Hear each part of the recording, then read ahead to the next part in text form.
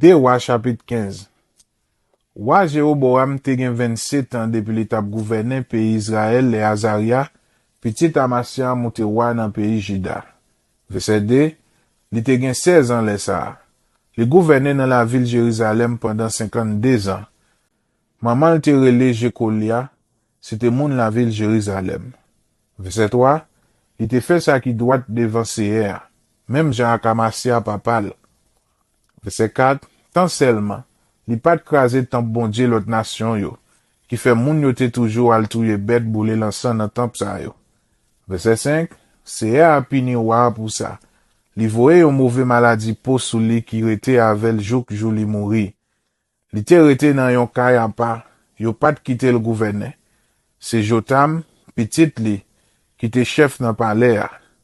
C'est li même qui te réglé toutes affaires dans pays a. Verset 6, toute res histoire Azaria ak tout ça li te fait. Nap jwenn sa écrit dans livre histoire wa pays Juda yo. Verset 7, le Azaria mouri. Yo enterré le même côté ak ancêtre li yo dans la ville David là. C'est Jotam petit garçon là qui te monté roi dans place li.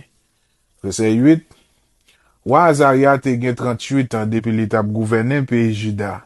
Les Zacharie, petit Jéroboam monté roi dans pays Israël.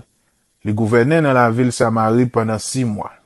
Verset 9, mais, il fait ça qui mal dans GCA tant qu'aux ancêtres li yo. Il te la gekol nan fait même péché avec Jéroboam, petit Nebat là, qui te la cause peuple Israël là péché tout. Verset 10, Shalom, petit Jabes, monté un complot sous dos Zacharie.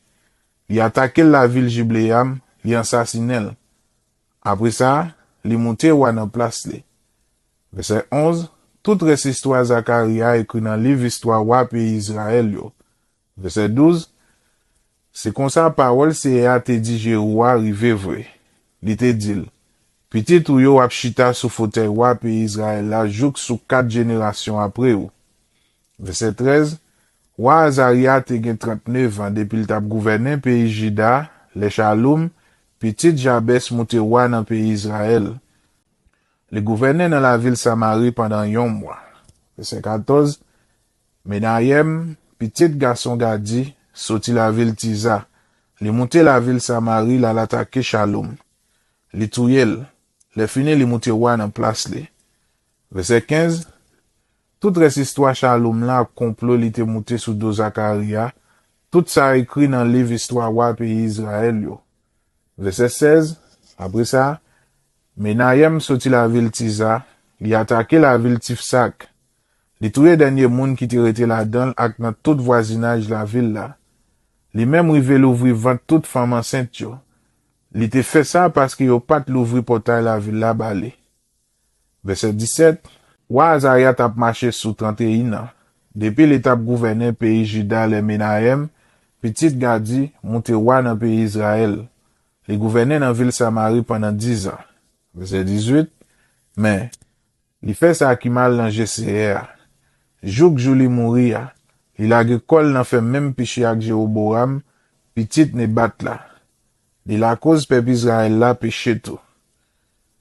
Verset 19, Poul, roi pays la Syrie, envahi pays a. Menahem bay Poul 3000 kilos argent pour Poul te ka aide le chita pour voili dans pays a. Verset 20, Pour Menahem te ka paye quantité l'argent ça bay roi la Syrie a.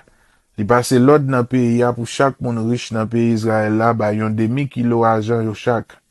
Après ça, roi pays la Syrie a tourné la caille li. Li pa rete pi longtemps dans pays Israël. Verset 21, toute res histoire Menahem là ak tout ça li te fait. Nous joignent ça écrit dans le livre histoire wa pays Israël yo. Verset 22, le li mouri. C'est Pekaya, petit li, qui monte roi dans place li. Verset 23, Roi Azaria tap marché sous 50 ans depuis l'étape gouverner pays Juda. Le Pekaya, petit Menayem, monte roi dans pays Israël. Li gouvernait dans la ville Samarie pendant 2 ans. Verset 24, mais, li fait ça qui mal dans GCR. Il te la gekol nan fait même péché avec Jéroboam, petit Nebat là. Il a cause peuple Israël là péché tout.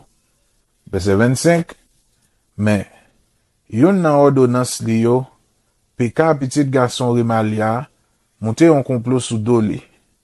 Li prend 50 garçons dans la ville Galarad, la l'attaque gros fort qui n'a pas l'air wa la ville Samarie, li touyel.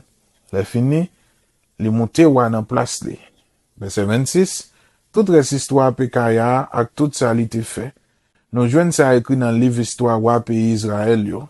Verset 27, wa Azaria tap marché sous 52 ans. Depuis l'étape gouverné pays Juda, les Peka, petit Remalia, monté roi dans le pays Israël.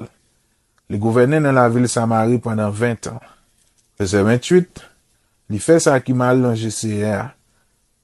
Il était l'agricole n'a fait même péché avec Jéroboam, petit Nebat là. Et la cause peuple Israël là péché tout.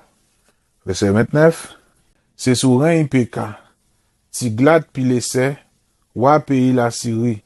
Envahi pays ya, li prend la ville Ijon, la ville Abel Bet-Maka, la ville Janoa, la ville Kades, la ville Azor, tout territoire Galarad, tout territoire Galilée ak toute zone Neftali ya.